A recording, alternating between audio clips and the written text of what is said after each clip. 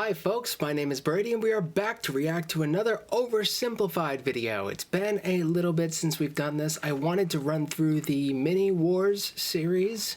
So today we're going to be doing number 3. I know we still have the Emu Wars to do, which I've seen a video on in the past. So I should be a little bit more familiar with that than I am with this. I think I know what this one's talking about, the war that changed the English language. This is far out of my area of study, but this is like where the Normans and the Saxons and the Vikings like all kind of fought, and then William the Conqueror came out of it. And that's a very interesting story if you look at it like big picture wise. I don't know how that necessarily changed the English language. That's definitely something that's a little bit outside of my understanding. So that's the element I'm probably looking forward to the most to find out about. This is still kind of like early Oversimplified, right? So like I'm very curious to like what the humor is like at this stage. Like it's always been kind of a similar genre of humor, but it's so interesting seeing the old stuff compared to the new stuff and how he like condenses and how he does the storytelling and pacing and all that sort of stuff. So there's a whole lot here and a lot for me to potentially learn because it's been so long since I've even heard about this conflict. I don't typically go over it in school. It's not a big topic where I am. So but this should be fun. Let's get this one started. Was made possible by Skillshare, an online learning community with over 17,000 classes in just about anything you can imagine. Keep watching until the end of the video to learn how you can get your first 2 months for free. England. I don't know what happened there, sorry. The sun is shining, the birds are singing, the children are playing in the village square. Look, it's a bird. What a wonderful time to be alive. Hey, you're dying of dysentery. And also we're being raided by Vikings. What an awful time to be alive. Is this the first time he made that joke? Because, like, really, this can apply in any time. But yeah, the Vikings are involved deeply during this time. I guess, I don't believe they have, like, any sort of ideological warfare going on here or anything like that. They're kind of just perpetually involved by virtue of the way that they conduct war, right?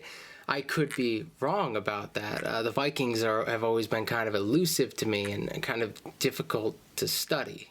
The year 900. Europe is a Viking's wet dream. Raids galore. Hey, you want to go raid Paris? Okay.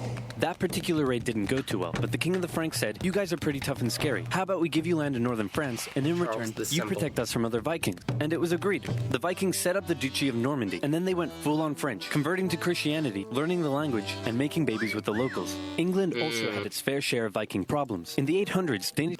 I've seen a good amount of people's ancestry results, and I have noticed that there's of course there's a lot of crossover with like European countries in a similar region. Yeah, but like a lot of people with like high French numbers seem to have like high percentages from kind of like those upper Nordic countries, at least in the examples that I've seen. That's totally anecdotal. It might not actually mean anything, but here's me trying to make sense of my own life. Danish Vikings had conquered most of the country, but the Anglo-Saxons eventually managed to kick them out, although they left behind a bunch of Viking settlers. Now this guy's king. He sucks. Replace him with... And he was like, hey baby, how you doing? And had a son, and then turned around and was like, hey baby... This is actual Oversimplified. Like, this guy came in, now he's gone. These days, he goes into so much detail. His videos are rarely shy of, like, all that shy of, like, 30 minutes, and then you got the two-parters and stuff like that. This is actual Oversimplified, like, staying true to the name. Like, yeah, like, we got this detail. It's inconvenient to the pacing of the story. Then this happened. So, like, he's out of the way. I don't know which I prefer. I guess I like the new stuff more, but this, because I like more detail. But it's kind of funny being dismissive about history, because that's not something you typically do in like a history class. So it's kind of funny being able to do it in this less formal environment. How you doing? And had another son, and then he died, and no one was sure which son to make king. This one, because he's older. Not if I have anything to do with it. That works for us too. Then he grew up and married the Duke of Normandy's daughter and had a bunch of kids. Remember this one. He's important. Then his advisors came to him and said, hey man, all those Viking settlers that are living here, they might band together and kill you. Well then, why don't we kill them first? And so it was. This pissed off the Danish king, who launched an invasion, and the Vikings conquered England. Like with the way he did videos back then. Now, I don't even have the context to know if this is just paranoia or if there was like a legitimate potential for an uprising, because that totally could be believable, but this could also be just like a repression of a particular ethnic group, which is also not that surprising. Especially in the space that we're talking about. If we're talking about like the would-be British as we know them today, but we're not quite as well defined as far as like ethnic identity goes. So maybe it's a little early to start using terms like that. England once again. Then the Anglo-Saxons unconquered it, then the Vikings reconquered it. The king's family had to go into exile, including Edward. Remember him? He went to Normandy where he lived for 30 years. He and his brother Alfred tried to return to England to retake the throne from the Vikings, but they were betrayed by the Earl of Wessex, who said, "Hey friend, I'll take you to London where all the nobles are waiting to make you king. Oh no, look out, red hot poker in the eyes. I can't see. And thus you can't be king." Edward then escaped back to... Airplane going overhead. That is a thing that I have seen in some cultures where if you had some sort of a physical ailment, some sort of a handicap or anything like that, it would be kind of disqualifying to be king. Though there are plenty of people like who could totally do the job while having certain ailments or whatever, these things would be sort of downplayed if they do get into that position, because there is kind of this idealized version of a king. But like I'm not surprised that in some cultures, like, it's flat out disqualifying. You can't really work around that. So yeah, that's interesting. Normandy. After a few more Vikings, Interesting strategy. One finally died without an heir, and Edward was called back to England where he became king. And that's where our story begins. Oh, that was just the introduction. Oh, Here's gosh. the thing about becoming a king in the Middle Ages. Often your entire country won't support you at first. You can be vulnerable to rebellions, and it's up to you to take control. Fortunately for Edward, there was already a super powerful guy who had a lot of control over England, and if Edward could get his support, then England would be his. Who is this guy? Oh, piss, it's the guy who gave my brother the red hot poker in the eyes. After an awkward moment where Edward exiled Godwin from the country, he eventually had to give in and let him keep his earldom, possibly after Godwin gave him a bunch of gold and said he was very, very sorry. King Edward also married Godwin's daughter. Then Godwin died, and his massive fortune was passed down to his sons, who all became earls. In particular, this one became the new Earl of Wessex. Harold Godwinson was now King Edward's brother-in-law. He was a close advisor to the king, a brave warrior who had proven himself in battle against the Welsh, and in many ways he was almost like a co-king.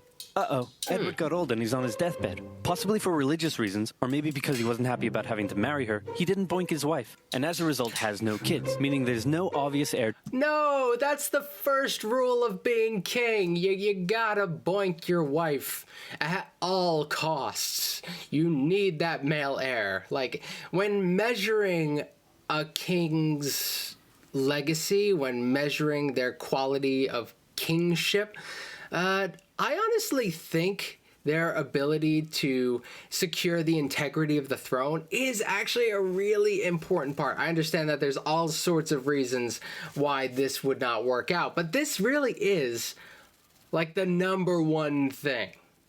If you don't secure the integrity of the throne, then your whole thing is just going to fall apart right after you.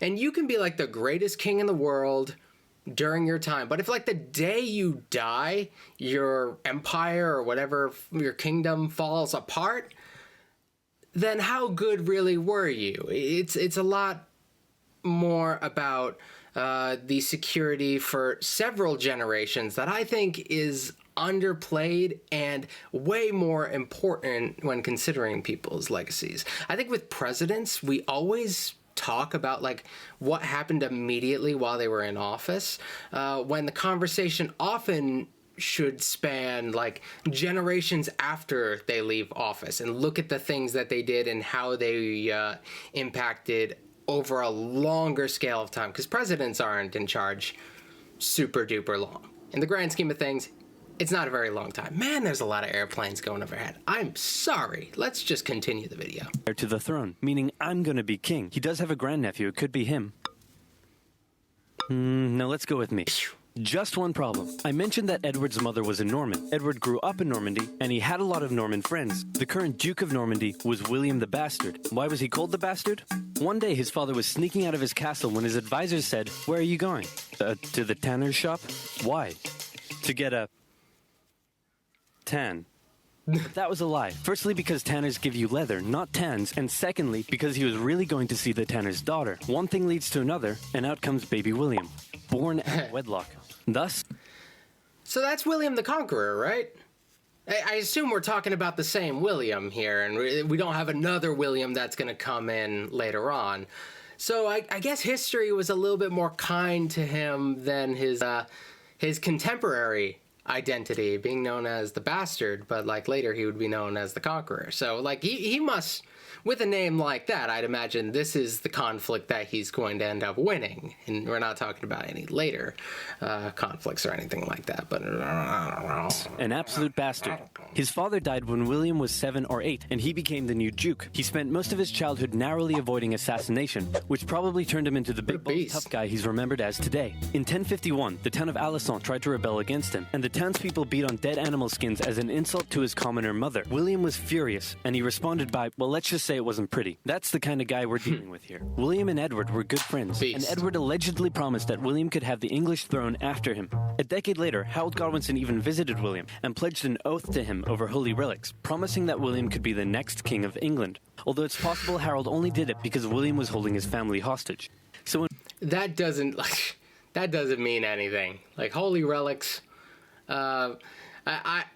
it's amazing the amount of cynical betrayal. I mean, people will straight up turn on religion itself in order to secure their political goals. Like, I love the conversation about, like, the genuine nature of religiosity in leadership during conflicts like this, because it really gives you a lot to kind of speculate on, because it makes you wonder how much does this individual believe this, and how much are they willing to bend that to fit their political ends. It's very rare people will bend their political ends to fit religious ends.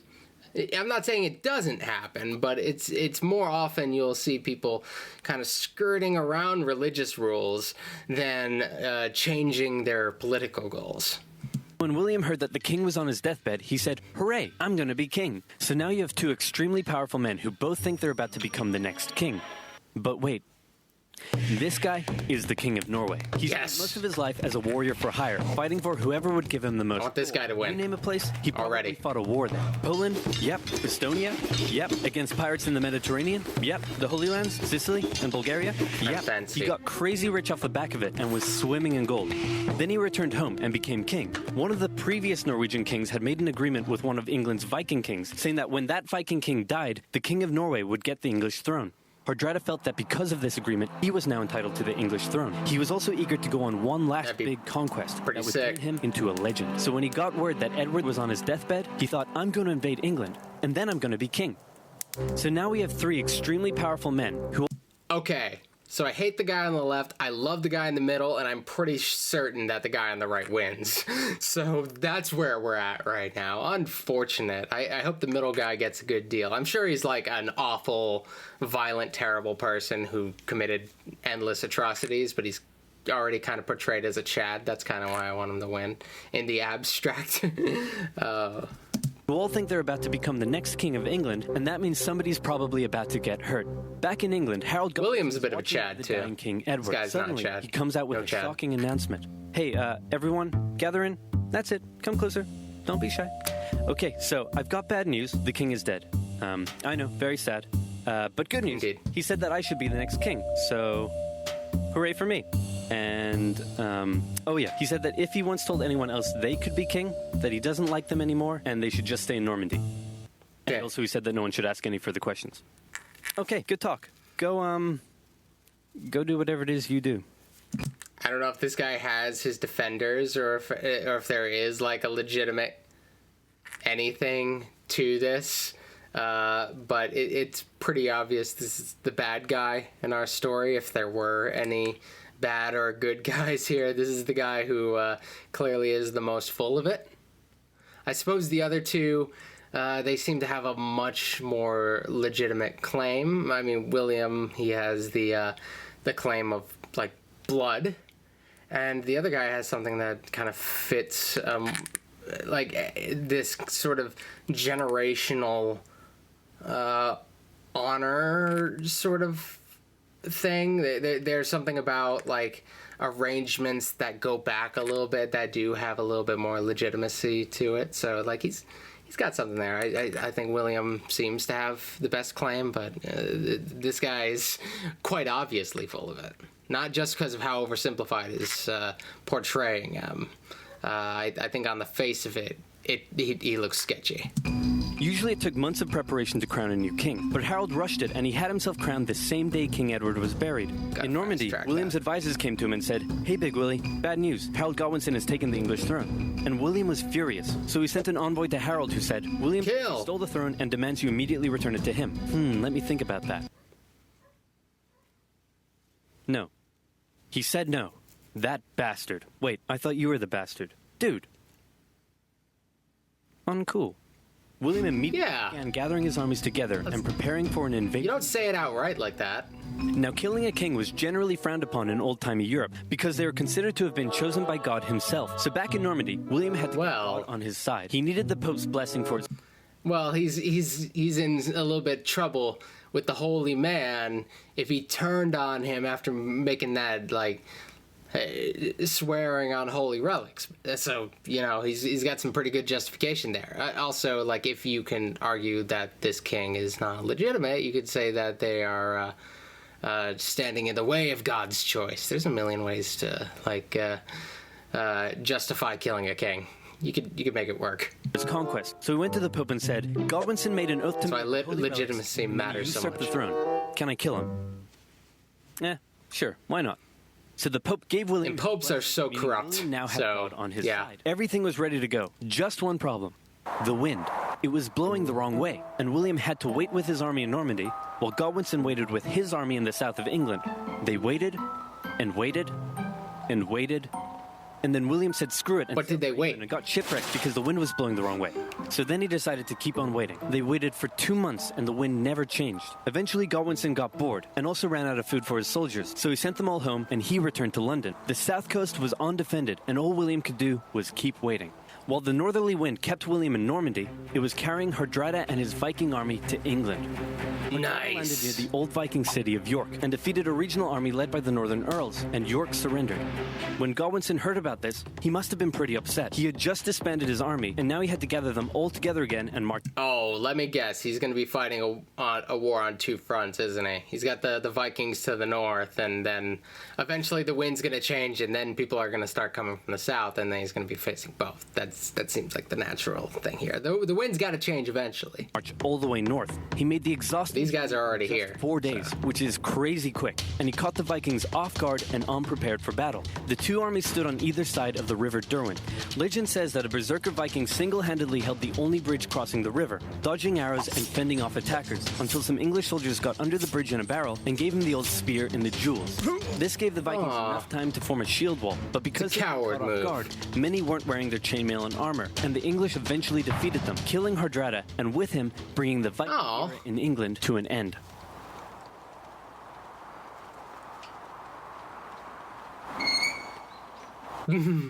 Finally, William's fleet of over 700 ships and 14,000 men. I wasn't expecting that dude to die so quickly, but I forgot how short the video is. We're already, like, 2/3 in, so I guess I shouldn't be that surprised. I don't know, he's being built up as, like, this big figure or whatever.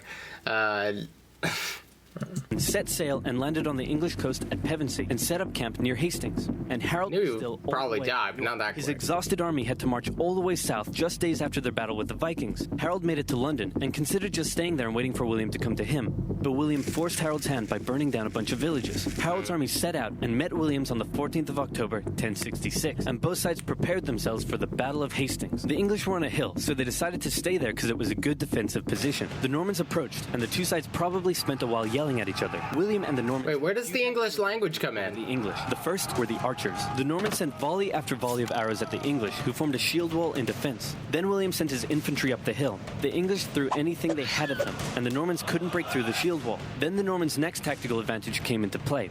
William sent his cavalry up the hill, but even they struggled to break through the shield wall defenses. Wave after wave of infantry and cavalry came, and Harold knew all he had to do was let the Normans exhaust themselves, and he would win. But then something a bit strange happened. It's possible the Normans incorrectly believed William had been killed. Maybe they lost their will to fight against the shield wall, or maybe it was an intentional deception tactic. But suddenly, the Norman forces turned and ran away from the English. Believing they had won, the English broke their shield wall and chased down the retreating Normans, who then turned around, encircled the English troops, and cut them down. In the chaotic fighting that followed, Harold Godwinson was killed, the most popular theory being that he took an arrow in the eye. The English were defeated, and William had won. He was no more just a bastard. Now, he was a conqueror. At first, he was the conqueror, to make him king, but William burned down a few more villages, and the nobles eventually gave in and offered him the crown. As he was...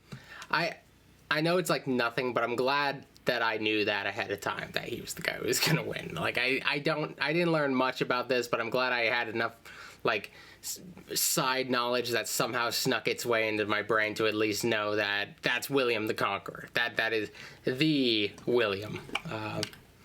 He was coronated, the local villagers in Westminster let out a cheer of support, but William thought it was a riot, so he burned down the village. William then had to go on a long and costly campaign of quelling rebellions and burning down villages all over England to force the people into submission. And England went through a massive transformation under its new Norman rule. English nobles were replaced with Normans. They built castles and grand cathedrals, but one of the most interesting changes occurred within the English language. The Normans brought their dialect of French to England, and it merged with Old English in ways we still live with today. Here we go. Okay, this is what I was waiting this whole thing for, because I didn't understand how the language changed. So this is important. The Normans were obviously the ones in power, so words related to power like government, judge, castle, and crown come from the Normans. Words that are considered posher or more refined are usually the Norman ones. At first, the Anglo-Saxons probably weren't that friendly to the Normans, while the Normans likely weren't that amiable towards the Anglo-Saxons. An Anglo-Saxon might come into a room, but a Norman would enter into a chamber. An Anglo-Saxon might buy themselves a shirt, while a Norman would purchase a blouse. And while that filthy peasant's new shirt may be fair, the Norman blouse is absolutely beautiful. The Normans actually considered some Anglo-Saxon words so crude that I can't even say them on YouTube. But there's more. Ask an Anglo-Saxon what job he does, and he might respond with some low-level trade, such as a baker, a miller, or a shoemaker. But a Norman has a skilled trade, like a painter, a tailor, or a merchant. The Anglo-Saxon farmers working in the fields owned many cows, pigs, and sheep, but once they were served up in a Norman banquet, they became beef, pork, and mutton, and written... Okay, there's something that's interesting there, because, like, I didn't really understand why we use particular words to describe when animals are turned into food, and in some cases we don't. We call chicken. We call turkey. I guess we have words like poultry or whatever. But is it just with red meat? Wait, is mutton considered a red meat? I think it is. Yeah, so it seems like it's mostly with red meat. Written English changed too. Since many Anglo-Saxons couldn't write, the written language was romanticized. Your annoying friend that says Cool Whip might just be speaking an Old English dialect, as the Anglo-Saxons originally wrote it when, where, and what, but the Normans swapped the W and H around, and the long English A vowel sounded more like an O to the Normans, so you can thank them that you live in a home, not a ham. Hey, fun fact about William, the man couldn't read or write, not in French, not in English, not in anything. Well, what if I told you there was a place where you could learn French, English, even Japanese if you wanted, and not I would love to know. A musical instrument, learn to code games and apps, animation, photography and film, anything you could dream of, all taught by genuine experts, and you can get your first 2 months for free? I'm talking about Skillshare. What are you doing? With over 17,000 classes in the arts, business, technology, and more.